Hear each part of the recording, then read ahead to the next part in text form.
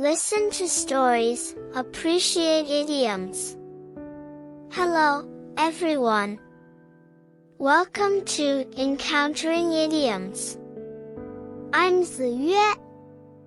Today, the idiom we are going to encounter is 抱薪救火. Let's break it down and read it slowly. 抱薪救火，抱薪救火，抱薪救火。抱 means to embrace or hold in one's arms. 薪 refers to the kindling wood used to start a fire. 救火 means to extinguish or put out a fire. The literal meaning of 抱薪救火 is to hold a bundle of firewood and try to put out a raging fire. It refers to trying to resolve a disaster through improper methods, which actually worsens the situation. The idiom 抱薪救火 was first used in Sima Qian's 史记魏世家。The original text says, 且夫以地事勤，譬犹抱薪救火，薪不尽，火不灭。 This phrase means that if you give the land to Qin to seek peace, it's like trying to extinguish a fire while holding kindling wood. As long as the wood is not consumed, the fire cannot be put out. The story goes like this.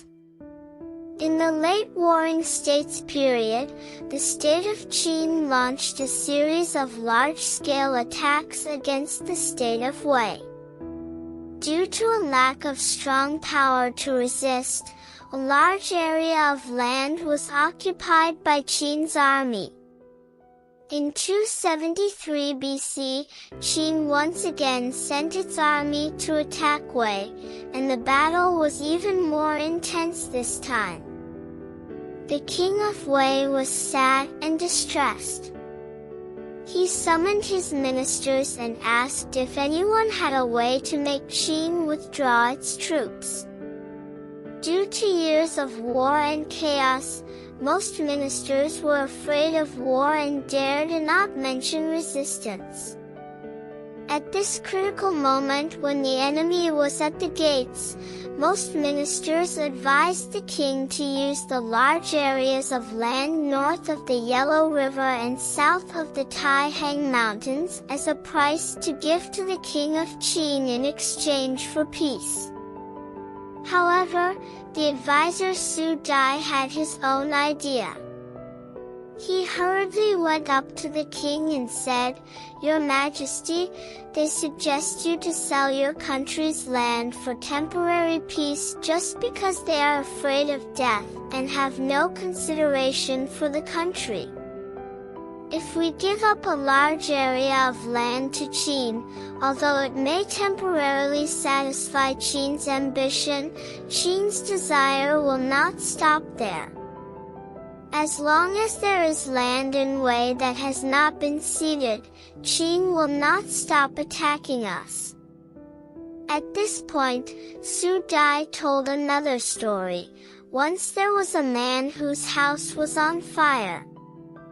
Others advised him to use water to put out the fire, but he did not listen and instead took a bundle of firewood to put out the fire.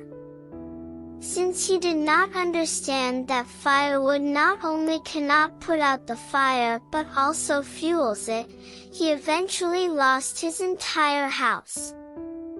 "Your Majesty, if you agree to take Wei's land to seek peace, isn't it like the man in the story taking firewood to put out the fire?" Although Su Dai spoke with reason and evidence, the cowardly king of Wei only cared about the present peace, and ultimately he followed the advice of the ministers to cede a large area of Wei's land to Qin. In 225 BC, Qin launched another massive attack on Wei.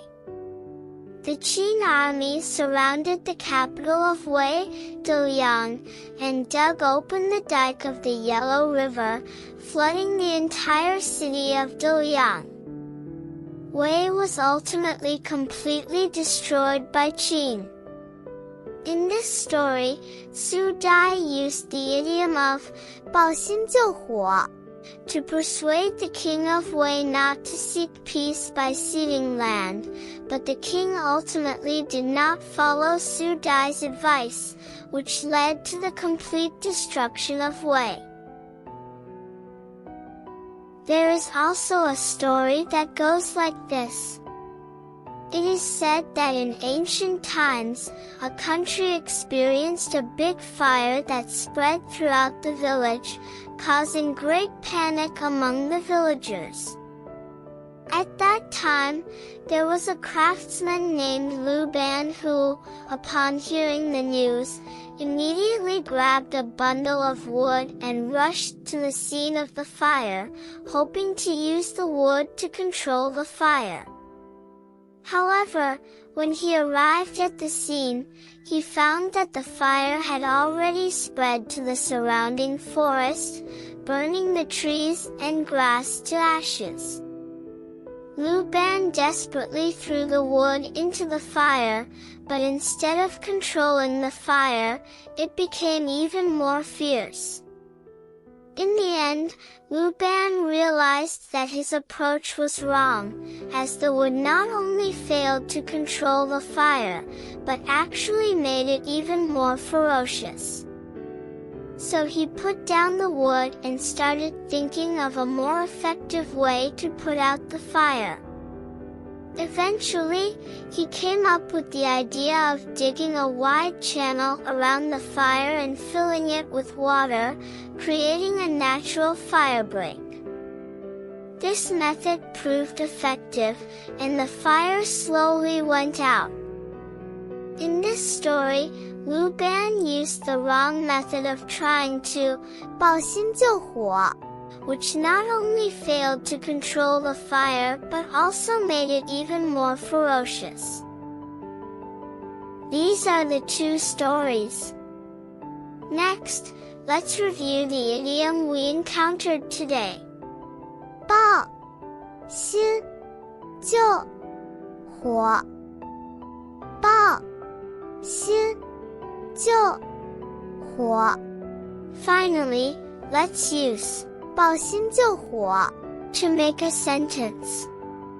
面对危急情况，我们不能再抱薪救火，而应该想出更为有效的应对方式。面对危急情况，我们不能再抱薪救火，而应该想出更为有效的应对方式。That's all for today's Encountering Idioms. If you like it, please like and subscribe. See you next time.